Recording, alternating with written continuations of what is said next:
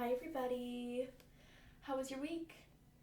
Mine was good, although I clearly need better time management. So, here we are, with a story by the amazing and wonderful Hans Christian Andersen. Not the Snow Queen this time, unfortunately, but today we have the Conceited Apple Branch, which I will be reading in a semi-British accent to help set the mood. And afterwards, we will discuss the moral, and you may comment your thoughts below. Now, without further ado, here is the Conceited Apple Branch.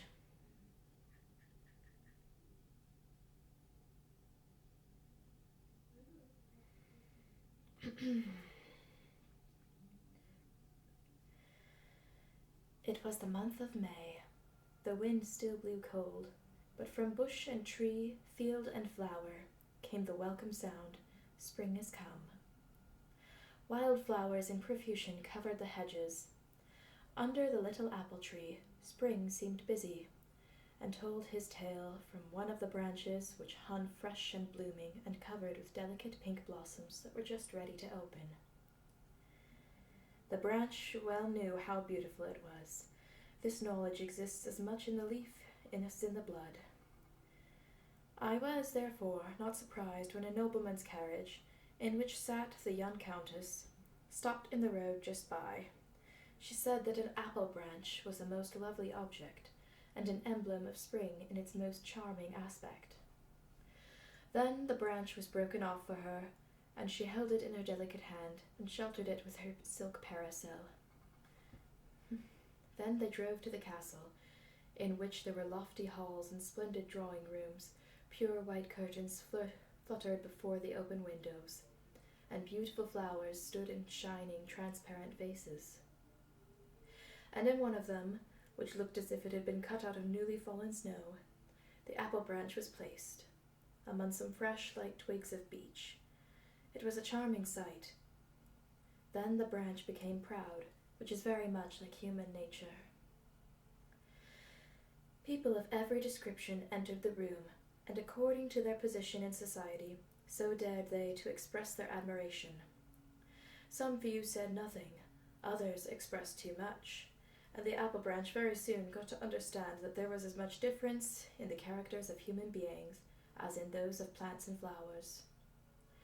Some are all for pomp and parade, others have a great deal to do to maintain their own importance, while the rest might be spared without much loss to society. So thought the apple branch as he stood before the open window, from which he could see out over gardens and fields, where there were flowers and plants enough for him to think and reflect upon, some rich and beautiful, some poor and humble indeed. Poor despised herbs, said the apple branch. There is really a difference between them and such as I am. How unhappy they must be if they can feel as those in my position do. There is a difference indeed, and so there ought to be, or we should all be equals. And the apple branch looked with a sort of pity upon them, especially on a certain little flower that is found in fields and in ditches. No one bound these flowers together in a nosegay. They were too common. They were even known to grow between the paving stones, shooting up everywhere, like bad weeds, and they bore the very ugly name of dog flowers, or dandelions. Poor despised plants, said the apple bough. It is not your fault that you are so ugly, and that you have such an ugly name, but it is with plants as with men. There must be a difference. A difference, cried the sunbeam, as he kissed the blooming apple branch, and then kissed the yellow dandelion out in the fields. All were brothers, and the sunbeam kissed them, the poor flowers as well as the rich. The apple bough had never thought of the boundless love of God, which extends over all works of creation, over everything which lives and moves and has its being in him. He had never thought of the good and beautiful, which are so often hidden, but can never remain forgotten by him, not only among the lower creation, but also among men. The sunbeam, the ray of light, knew better. You do not see very far, nor very clearly, he said to the apple branch. Which is the despised plant you so specially pity? The dandelion, he replied. No one ever places it in a nosegay. It is often trodden underfoot, and there are so many of them. And when they run to seed, they have flowers like wool, which fly away in little pieces over the roads and cling to the dresses of the people. They are only weeds, but of course there must be weeds. Oh, I am really very thankful that I was not made like one of these flowers. There came presently across the fields a whole group of children, the youngest of whom was so small that it had to be carried by the others, and when he was seated on the grass, among the yellow flowers, he laughed aloud with joy, kicked out his little legs, rolled about, plucked the yellow flowers, and kissed them in a childlike innocence. The elder children broke off the flowers with long stems, bent the stalks round one round the other, to form links, and made first a chain for the neck, then one to go across the shoulders, and hang down to the waist, and at last a wreath to wear round the head, so that they looked quite splendid in their garlands of green stems and golden flowers. But the eldest among them gathered carefully the faded flowers, on the stem of which was grouped together the seed, in the form of a white feathery coronal. These loose, airy wool flowers are very beautiful, and look like fine snowy feathers or down. The children held them to their mouths, and tried to blow away the whole coronal with one puff of breath. They had been told by their grandmothers that whoever did so would be sure to have new clothes before the end of the year. The despised flower was by this raised to the position of a prophet or a foreteller of events. "Do you see," said the sunbeam, "do you see the beauty of these flowers? Do you see their powers of giving pleasure?" "Yes, to children," said the apple bough.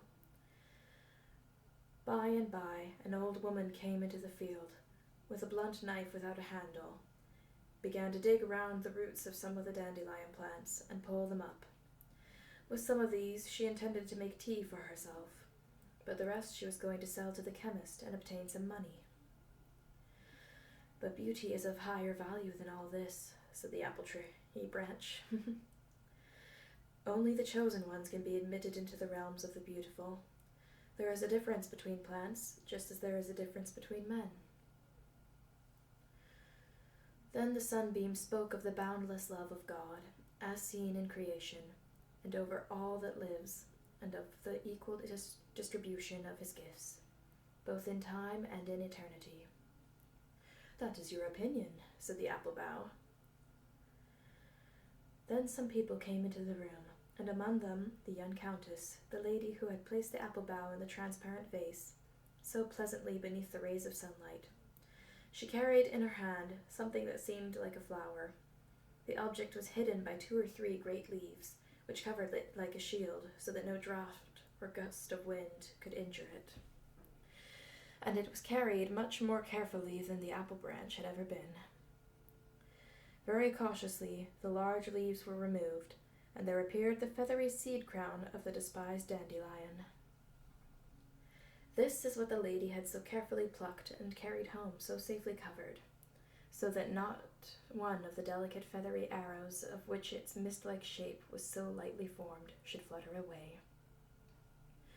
She now drew it forth quite uninjured, and wondered at its beautiful form, and airy lightness, and singular construction, so soon to be blown away by the wind. "See," she exclaimed, "how wonderfully God has made this little flower. I will paint it with the apple branch together. Everyone admires the beauty of the apple bough, but this humble flower has been endowed by heaven with another kind of loveliness, and although they differ in appearance, both are the children of the realms of beauty." Then the sunbeam kissed the lowly flower, and kissed the blooming apple branch, upon whose leaves appeared a rosy blush. The end. So, that was The Conceited Apple Branch by Hans Christian Andersen. I really liked the Christian message that, I believe, was delivered better than Grimm's. The morals seem pretty clear. Don't be proud. See the beauty in everything. God loves everyone equally. Physical beauty varies, and so much more. But I'd like to hear your thoughts. What did you take out of that story? Comment below and make sure to like and subscribe. Until next time.